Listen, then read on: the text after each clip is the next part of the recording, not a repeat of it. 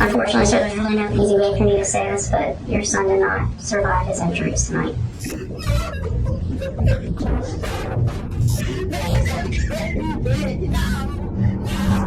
This is Otis Anderson Sr., who has just found out that his one and only son has died.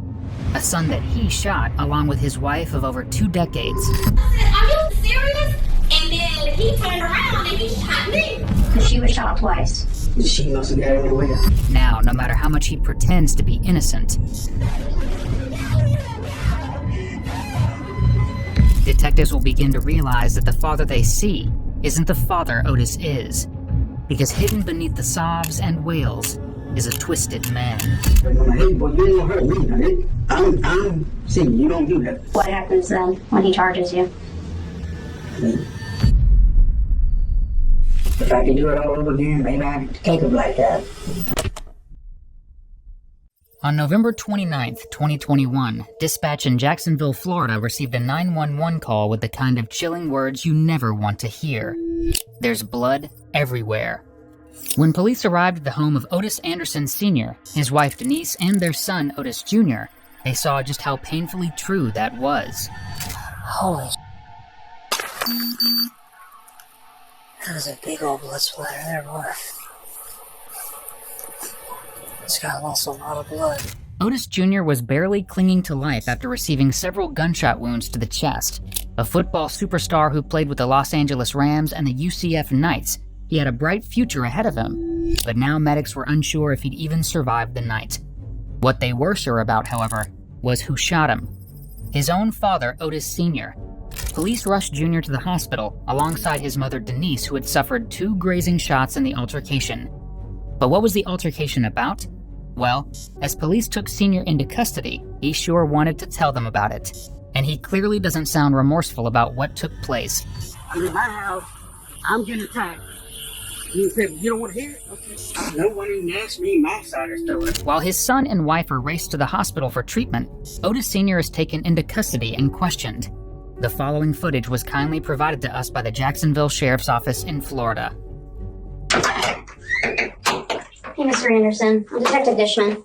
This is my partner, Detective Smith. I know it's all night. I apologize for taking me so long to get down here to speak with you. We just had to do some other things before we got down here, okay? I apologize. Before we can get really started into all this, obviously, I only know a little bit about what's going on. I'm trying to clarify some things to get a full understanding of what happened today. Obviously, all of that's very important because we all know there's multiple sides to every story. Before I can get a full understanding of what happened tonight, I do need to read you your rights. You're not under arrest at this moment, okay? Because I don't know exactly what happened today. Detectives read Otis Sr. his rights, and very quickly they're off to the races. Now, despite this case being public record, police did redact Denise, his wife's name, from the interrogation because she is a victim. So just keep that in mind. So,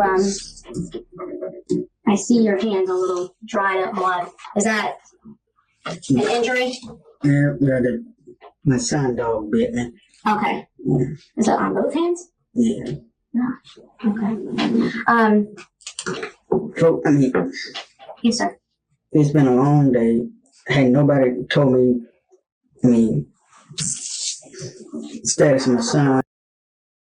I can tell you, the last update I had is I have one of my partners is at the hospital and they're still working. So, as soon as I can get an update, I will give it to you. Nobody gave me because nobody panicked and she passed out and it took something like that. It's fine. I can tell you that. I have not even got a chance to really see your son. Because, when the hospital does their that's them. I'm not going to interfere in that. Okay? So as soon as I can get you an update on that, I will. And if my phone, text message or something. The most important thing I want to hear is status on him. Yes, sir. And when I can get you that answer. He's junior. I get it. 100% get it. And what I'll do is I can tell you right before I stepped in this room, I didn't have one, but if you maybe in like 30 minutes or so, I'll reach out to my partner. That's all I want to know. I know we have bad reception in the hospital too, though, so that doesn't help.